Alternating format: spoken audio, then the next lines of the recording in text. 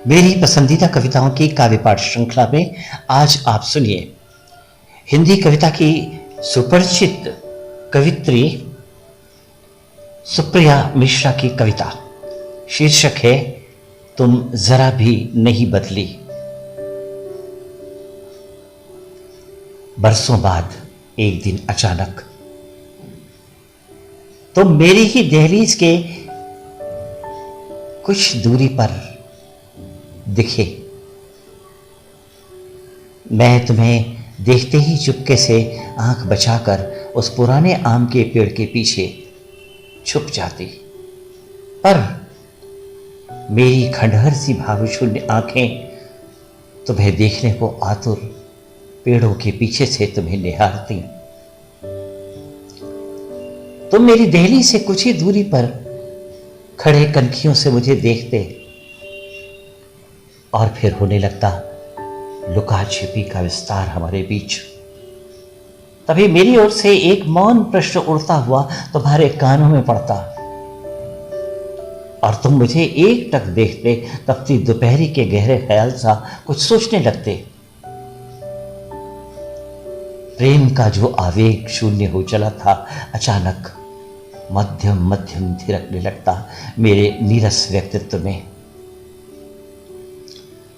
बरसों बाद उन्माद और चापल्य की पर्याय बनी मैं हल्की गुलाबी मुस्कुराहट के साथ उचक उचक तोड़ने लगती आम की झुकी डालियों के पातों को।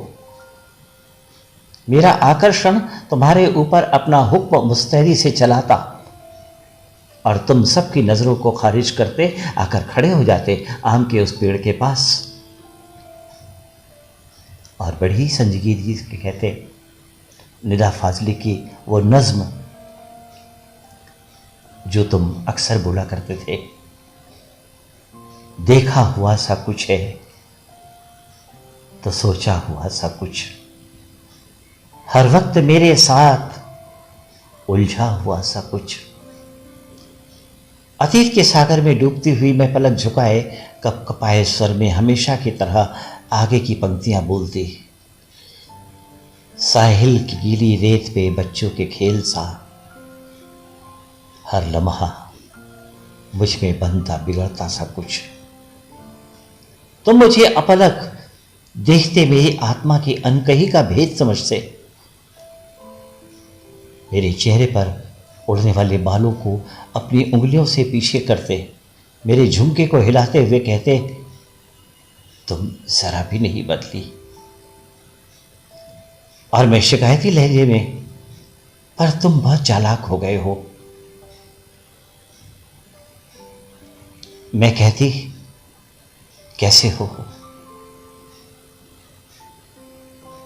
तुम हल्के से मुस्कुराकर तुम्हारे सामने तो खड़ा हूं,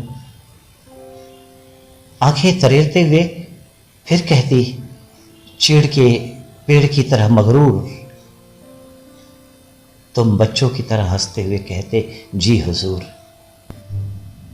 मैं व्यथित सी देखते हुए अच्छा सुनो रुकोगे नहीं। तुम अपनी आसमान सी ऊंचाइयों का हवाला देते दफनाई हुई आवाज में अब कहां रुक पाऊंगा।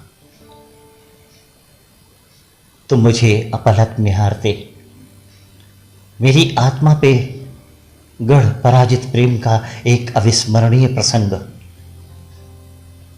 आहिस्ता आहिस्ता चले जाते।